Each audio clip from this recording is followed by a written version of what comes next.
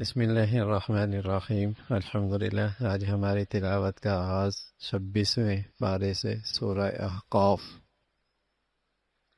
اللہ کا کلام عزیز حکیم ذات کی طرف سے ہے۔ کائنات کا یہ نظام بنایا ہے، اور یوں ہی نہیں بنایا بلکہ سچائی کے حق کے ساتھ اور ایک وقت مقرر کے لیے۔ جنہیں یہ پکارتے ہیں نہ نفع دے سکتے ہیں نہ نقصان دے سکتے ہیں، اللہ کا کلام سنتے ہیں تو کہتے ہیں یہ سحر ہے، یہ بنایا ہوا ہے۔ فرما لیا کوئی اس جیسا کلام۔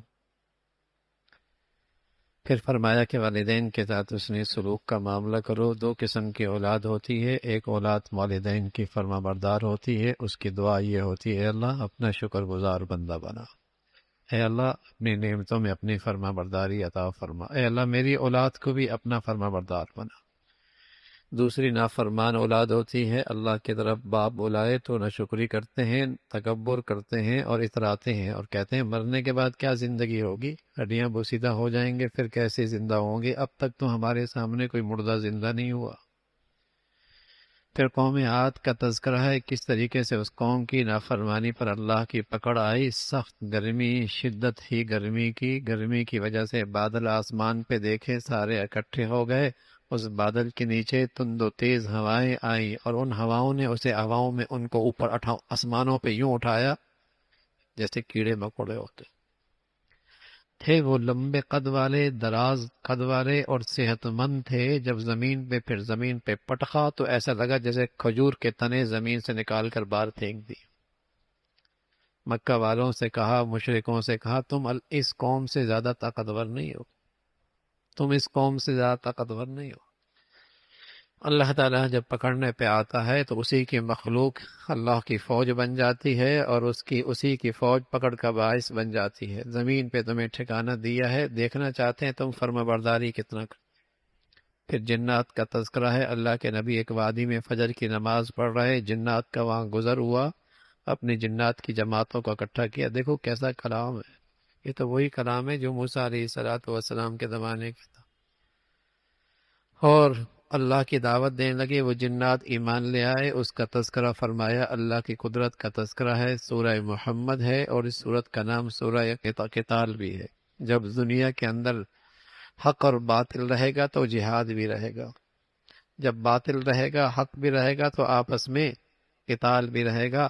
اور اس قتال کے متعلق فرمایا، کفر تم سے ٹکرائے تو پھر ان کی گردنیں اڑا دو، اور پھر انہیں قید کر لو، قید کرنے کے بعد آزادی تمہاری مرضی ہے، یوں ہی احسان کر کے آزاد کر دو، اپنے قیدیوں کے بدلے میں آزاد کرواؤ، یا فدیہ دے کر انہیں آزاد کر دو۔ ایمان والو، تم اللہ کی دین کی مدد کرو گے، اللہ تمہاری مدد اور نصرت کریں گے۔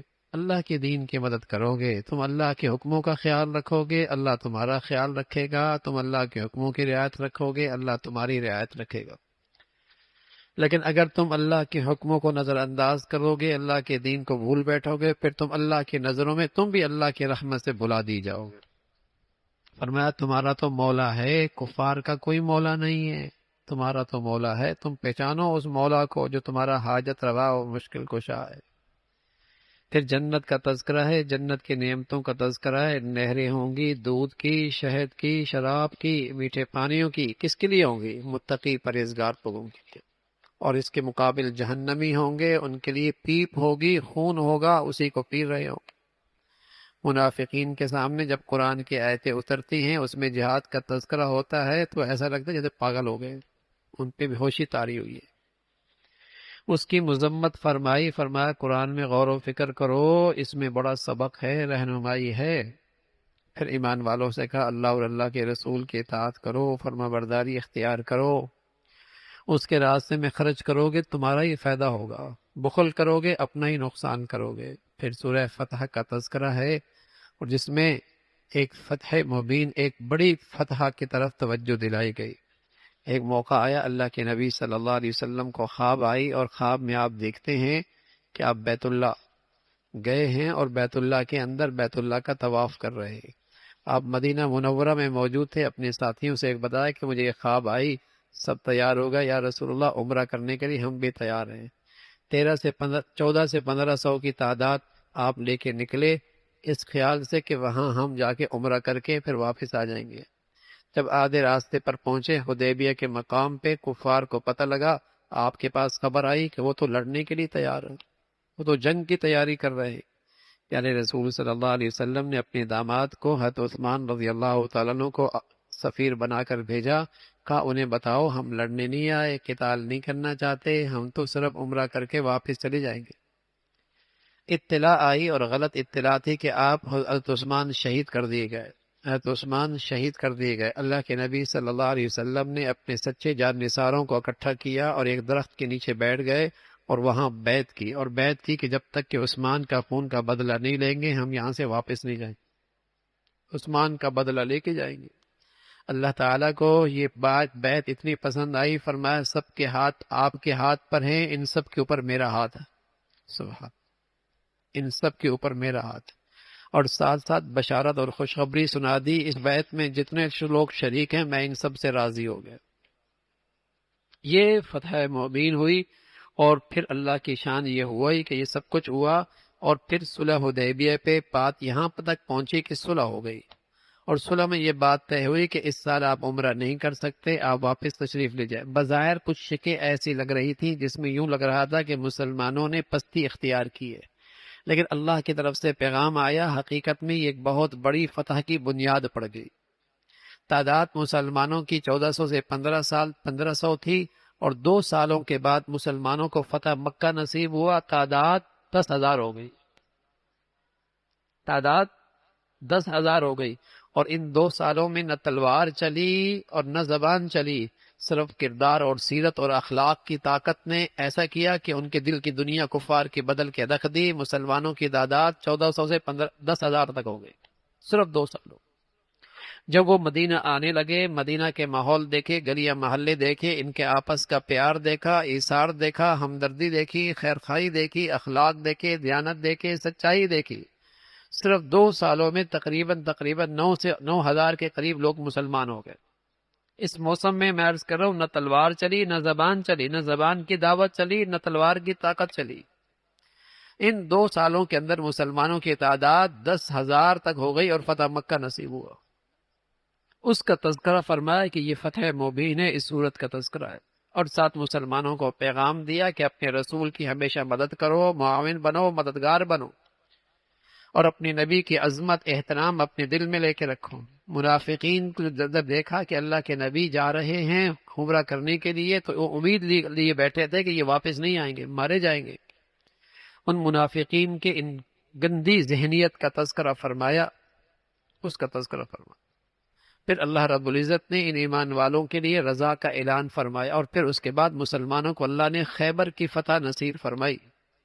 خیبر کی فتح بھی آپ کے ہاتھ میں آئی۔ پھر اللہ رب العزت نے فرمایا آپ مکہ ضرور جائیں گے، چونکہ خواب تھی، یہ تو طے نہ تھا کہ اگلے سال جائیں گے ضرور، اور امن کے ساتھ جائیں گے، سلامتی کے ساتھ جائیں گے۔ آپ کے بعض لوگ سر کے بال صاف کروائیں گے، بعض چھوٹے کروائیں گے، امن اور سلامتی کے ساتھ۔ اللہ نے آپ کو بھیجا ہی اس لیے کہ آپ کا دین سارے ادیان پہ غالب آ جائے۔ مسلمانوں کا یہ دین تھا، دنیا میں آیا تھا غالب ہونے کے لیے، تاکہ ساری دنیا کو امن اور سلامتی کا تحفہ دے دیں، لیکن مسلمانوں نے اس کی قدر نہیں کی، خود اپنی زندگیوں سے بھی اس کو نکال باہر پھینکا۔ ورنہ تو یہ دین تھا دنیا کے اندر امن اور سلامتی دینے کے لیے، اپنے اور غیروں کو، سبھی کو امن اور سلامتی اس دین کے ذریعے مل سکا۔ جب مسلمانوں کے ہاں دین دنیا میں غالب تھا تو کافر بھی امن اور سلامتی کے ساتھ رہ رہے تھے۔ جو سلیم الفطرت تھے وہ اسلام لے کے آئے تھے، جو غیر مسلم رہے وہ اقلیت میں رہے، اور مسلمان ان کی جان و مال کی حفاظت کرتے تھے۔ فرمایا اللہ کا دین دنیا میں غالب ہونے کے لیے آیا، اور اس کے لیے اللہ رب العزت نے حضور کی صحبت کے لیے جن لوگوں کو پسند کیا انہیں کہتے ہیں صحابہ رضوان اللہ علیہم میں۔ ان کی نشانی کیا ہے؟ سبحان اللہ، ان کے چہروں پہ نیکیوں کا نور نظر آتا ہے، اور ان کی شان یہ کہ وہ کفار کے مقابلے میں سخت ہیں، آپس میں بہت نرم ہیں۔ منافق جو ہوتا ہے کافروں کے حق میں نرم ہوتا ہے، مسلمانوں کے حق میں سخت ہوتا ہے، اور سچا مومن جو ہوتا ہے کافروں کے مقابلے میں سخت ہوتا ہے، مسلمانوں کے لیے وہ نرم ہوتا ہے، صلح ہوتا ہے، درگزر کرنے والا ہوتا ہے۔ منافق ہوتا ہے کافروں کے ساتھ کھڑا ہوتا ہے، مسلمانوں کے خلاف سازشیں کرتا ہے۔ آج دیکھ لو دنیا کے اندر کیسے مسلمان نام نگاد کے ہیں، کافروں کے حاملے بھیگی بلی بن جاتے ہیں، مسلمانوں کو قتل کرنے کے لیے کفار کے ساتھ کھڑے ہوتے ہیں۔ تو کفار مسلمانوں کی شان یہ تھی کہ وہ مسلمان آپس میں نرم ہو، درگزر کا معاملہ، صلح کا معاملہ، معافی کا معاملہ، ایثار کا معاملہ، ہمدردی کا معاملہ مسلمان آپس میں کرتے تھے۔ کفر کے مقابلے میں مسلمان بڑے سخت ہو، اشداء علی الکفار رحماء بینہم، یہ سچے مسلمانوں کی نشانی ہے۔ منافق کی علامت یہ ہوتی ہے کہ وہ کافروں کا ساتھ ہوتا ہے، مسلمانوں کے خلاف بڑا سخت، کافروں کی بڑی تعریفیں کرتے ہیں۔ وہ مسلمان اپنی ایمان کا خیر مدائیں جو کافروں کی ہر وقت زبان پہ تعریفیں کرتے رہتے، وہ مسلمان اپنی ایمان کی خیر منائیں جو ان کو کافروں کے طور طریقے بڑے اچھے لگتے ہیں اور ان کے ہر وقت ان کی زبانوں پہ ان کی تعریف ہوتی ہے۔ ارے میاں، کافر تو اللہ کی شان میں گستاخی کرتا ہے، کفر کر کے، شرک کر کے، اس کی ساری اچھائیاں زیرو اس کفر اور شرک کے ساتھ، اس کی کوئی قدر و قیمت نہیں۔ اللہ تعالی ہماری نسلوں کو، اولادوں کو کفر اور الحاد سے محفوظ فرمائے۔ پھر اللہ رب العزت نے سورہ حجرات کا تذکرہ ہے، پیارے نبی صلی اللہ علیہ وسلم کے آداب کا تذکرہ۔ ایمان لے آؤ، ایمان والو اپنی نبی کے ادب کا خیال رکھو، آگے نہ چلو، آپ کی آواز سے آواز بلند نہ کرو، اور یہ آداب مسلمانوں کی معاشرت کے اندر بھی، اپنے بڑوں سے آگے نہ چلو، اپنے بڑوں سے آواز بلند نہ کرو۔ اللہ کے نبی صلی اللہ علیہ وسلم کی خاص طور پہ آداب ذکر فرمائے، یہاں تک کہ کوئی آدمی روضہ رسول پر بھی جائے تو وہاں بھی آہستہ آواز سے ہو، ورنہ سارے اعمال خبط ہو جائیں گے، ساری نیکیاں ضائع ہو جائیں گی۔ ایمان والوں کو تلقین فرمائی کہ سنی سنائی باتیں آگے نہ پھیلاؤ، افواہیں یہ پروپیگنڈے بس اوقات بہت بڑے نقصانات کا پیش خیمہ بن جاتی۔ ایمان والوں سے کہا اللہ نے تمہیں ایسا ایمان دیا ہے جو تمہارے اندر رچ بس گیا ہے، اور اس ایمان کی نتیجہ یہ ہے کہ تمہیں گناہوں کی زندگی سے گھن آنے لگی۔ روئے زمین پر ایسے سچے مسلمان گزرے ہیں جن کے اندر ایمان ایسا تھا کہ انہیں کفر کی زندگی، گناہوں کی زندگی سے نفرت ہو گئی تھی۔ اللہ تعالیٰ اس ایمان کا کچھ حصہ ہمیں بھی نصیب فرمائے۔ ہاں، زمین میں ایسے مسلمان گزرے ہیں، قرآن نے سچ بتایا ہے، قرآن سچی بات کرتا ہے۔ وَكَرَّهَ إِلَيْكُمُ الْكُفْرَ وَالْفُسُوقَ وَالْعِصْيَانَ، ایسا ایمان تھا کہ ان کے اندر رچ بس گیا تھا اور گناہوں سے انہیں ایسے گھن آنے لگتی تھی جیسے پخانے سے گھن آتی۔ پیارے نبی صلی اللہ علیہ وسلم نے بھی اپنی امت کو ایسی دعا کی تلقین کی کہ دعا کیا کرو، اللہم حبب من الایمان وزینہ فی قلوبنا وکرر الینا الکفر والفسوق والعصیان۔ اللہ ہمیں بھی ایمان کی ایسی دولت دے دے جو دنیا کے سب دولتوں سے زیادہ قیمتی میرے دل میں اس کی قیمت بڑھ جائے اور اس کی محبت سب سے زیادہ ہو جائے، اور ایسا میرے اندر رچ بس جائے کہ گناہوں کی زندگی سے مجھے گھن آنے لگ جائے۔ اللہ ایسا ایمان دے دے۔ ان کا تذکرہ فرمایا مسلمانوں کے دو گروہ آپس میں دستے گریبان ہو جائیں تو ان کے اندر صلح کراؤ، جو زیادتی کرے اس کے مقابلے میں سب اکٹھے ہو جاؤ۔ پھر ایمان والوں کو تلقین فرمائی، ساری دنیا کا مسلمان، کالا گورا نیلا پیلا، مشرق مغرب شمال جنوب، اس کے اندر اللہ رب اس ایمان کی وجہ سے ان کے اندر ایک برادری ہے، ایک برادری، اور وہ برادری ہے اسلامی اخوت کی برادری۔ یہ رشتہ اللہ نے اللہ کے نبی کے واسطے سے اس امت کو ملا ہے کہ پوری امت اسلامی ایک برادری کے نام ہے۔ آپ علیہ الصلوۃ والسلام فرمایا کرتے تھے ملت اسلامیہ ایک برادری ایسی ہے بلکہ ایک جسم کی مانند ہے، اور ایسا ایک جسم ہے کہ اگر سر میں درد ہو تو آدمی کو پورا جسم درد محسوس کرتا ہے، انگلی میں درد ہو تو پورا جسم رات کو بیدار رہتا ہے۔ ایسی دنیا کے کسی خطے میں مسلمان تکلیف میں ہو تو ایمان کا تقاضا یہ ہے کہ مسلمان اس درد کو، تکلیف کو محسوس کرے۔ ہاں، جسم کے کسی حصے پہ فالج گر جائے، تو جسم کے دوسرے حصے کا وہ درد محسوس نہیں کرتا۔ جب مسلمانوں کے ایمان پر شہوت کا اور سود کا اور حرام کا اور بے حیائی اور فحاشی کا فالج گر جائے تو پھر یہ اپنے مسلمانوں کا درد محسوس نہیں کرتا، پھر یہ اپنے مسلمانوں کا درد اور تکلیف محسوس نہیں کرتے۔ تو اللہ نے اہل ایمان کو تلقین فرمائی، انما المؤمنون اخوہ، تم سارے کے سارے دنیا میں ایمان کے رشتے کی وجہ سے بھائی بھائی ہو۔ لیکن آج اس بھائی رشتے کا کیا حال ہے؟ اس لیے رشتہ کمزور ہو گیا کہ ایمان کمزور ہو گیا، یہ رشتہ اس لیے ختم ہو گیا کہ ایمان ہی ختم ہو گیا۔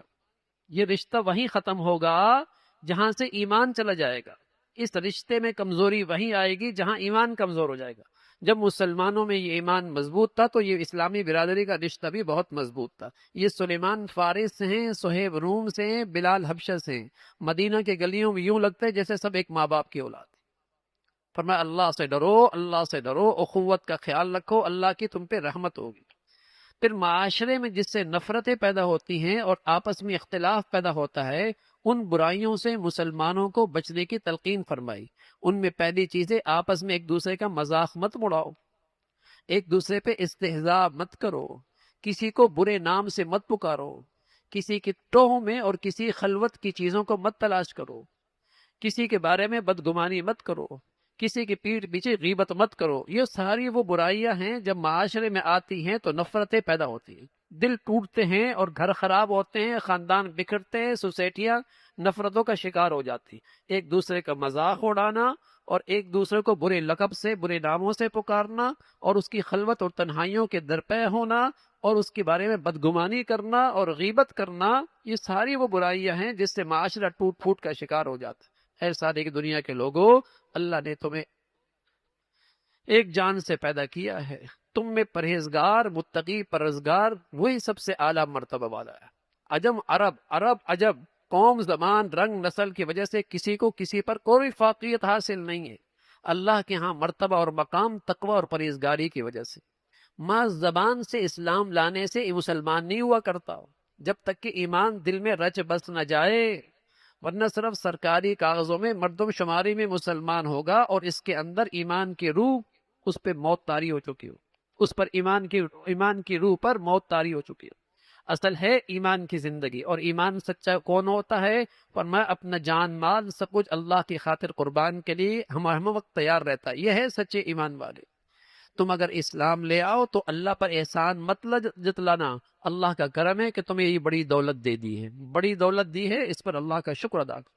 پھر سورہ کاف کا تذکرہ ہے، قرآن کی قسم کھائی گئی، قرآن کی عظمت کا تذکرہ، اور بتایا کہ کفار تعجب کرتے تھے کہ ہم میں سے ایک آدمی ہمیں ڈراتا ہے، ہم میں سے آنے والا شخص ایک ایسا رسول ہو سکتا ہے؟ مرنے کے بعد زندگی کیسی ہوگی؟ بوسیدہ ہو جائیں گے، ہڈیاں ہو جائیں گی، ریزہ ریزہ ہو جائیں گے، زندگی کیسی ہوگی؟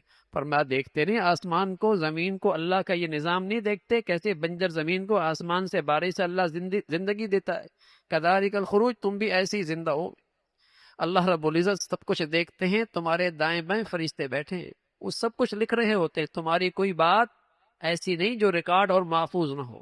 کل قیامت میں یہ سب چیز تمہارے سامنے آ جائیں گی، جب آنکھیں کھلیں گی تو پتہ چلے گا میاں تم اس کو بھول بیٹھے تھے۔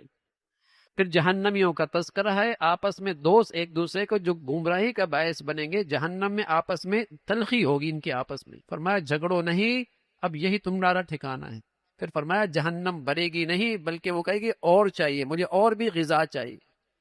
پھر جنت کا تذکرہ ہے، متقی پرہیزگاروں کے قریب جنت کر دی جائے گی، اور اللہ رب العزت اعمال کا بڑھیا بدلہ دیں گے، لیکن اللہ کے ہاں انعامات کا سلسلہ اعمال سے بڑھ کر ہوگا۔ زمین و آسمان کو اللہ نے 7 دن میں بنایا، اللہ پہ کوئی تھکاوٹ طاری نہیں ہوئی، وہ تو بڑی قدرت والی ذات ہے۔ پھر سورہ زاریات کا تذکرہ ہے، کئی ساری قسمیں کھائیں اور قسمیں کھانے کے بعد فرمایا قیامت کا دن ضرور آنے والا، اس میں نیک لوگ، متقی لوگ جنت کے باغات میں ہوں گے۔ جنتیوں کی صفات کیا ہیں؟ جنتیوں کی صفات کیا ہیں؟ وہ اللہ کی قدرت پہ یقین رکھتے ہیں، وہ رات کو تہجد پڑھتے ہیں اور سحری کے وقت اللہ سے معافیاں مانگتے ہیں، یہ جنتیوں کی نشانیاں ہیں۔ ارے میرے عزیزوں، پتہ نہیں پورے سال تو ہمیں تہجد ملے نہ ملے، رمضان کی برکت سے، سحری کی برکت سے تہجد کا موقع مل جاتا ہے۔ اگر اس وقت دل سے سچی استغفار کر لیا کریں تو جنت کی علامت ہمارے اندر بھی آ جائے گی، اور اللہ کی رحمت سے امید ہے پھر اللہ رب العزت ہمیں جنتوں میں شامل بھی فرما دے گی۔ جنتیوں کی نشانی کہ وہ اپنے مالوں میں مخلوق کا حق بھی ادا کرتے ہیں، جو مخلوق کا حصہ ہے اس کے اندر کوتاہی نہیں کرتے، بخل نہیں کرتے۔ قدرت کے نظام پوری دنیا میں پھیلی ہوئی ہیں، اللہ کی ذات پہ اور یقین بڑھتا ہے۔ پھر موسیٰ علیہ الصلوۃ حضرت ابراہیم علیہ الصلوۃ والسلام کا تذکرہ ہے، فرشتے انسانی شکل میں آئے اور آپ ان کی خدمت اور اکرام کے لیے ان کے سامنے کھانا پیش کر دیا۔ کھانے سے انہوں نے انکار کیا تو آپ ڈر گئے کہ شاید کوئی اجنبی آدمی نقصان پہنچانے کے لیے گھر تو نہیں آئے۔ فوراً فرشتے بولے نہ ہم آپ کو بیٹے کی خوشخبری دینے کے لیے آئے ہیں۔ بیوی پردے میں بات سن رہی تھی، تو جب یہ بات سنی کہ بیٹا ہوگا تو فسقت وجہہا وقالت عجوز عقیم، کہنے لگی میں بوڑھی ہو گئی، یوں ہاتھ زور ماتھے پہ مارا، بوڑھی عورت کا بچہ کیسے ہوگا؟ تو فرمایا قال کذالک قال ربک، تمہارے رب نے کہا ہے ایسا ہی ہوگا، یہ بھی بوڑھے ہوں گے، آپ بھی بوڑھے ہوں گے، اللہ تمہیں بیٹا دے دے گا۔ اور بڑی غالب ذات ہے، حکمت والی ذات ہے۔ سبحانک اللہم بحمدک، نشہد ان لا الہ الا اللہ، نستغفرک ونتوب الیک۔ بھائی آج شب قدر بھی ہو سکتی ہے، 25ویں کی رات ہے، اور سبحان اللہ شب جمعہ بھی ہے، شب جمعہ بھی ہے، جمعرات کی رات، اس کی اپنی رمضان، پھر آخری عشرہ، پھر 25ویں کی رات، پھر رات بڑی فضیلت کی رات ہے۔ سارے مجمع سے گزارش ہے کہ اپنے اپنے تقاضوں سے فارغ ہو کے پھر اپنے آپ کو عبادت میں مشغول رکھیں اور اپنے اس وقت کو بہت قیمتی بنائیں۔ اللہ تعالیٰ ہمیں توفیق نصیب فرمائے۔ رات کی بات انشاءاللہ 12:30 سے 1 کے درمیان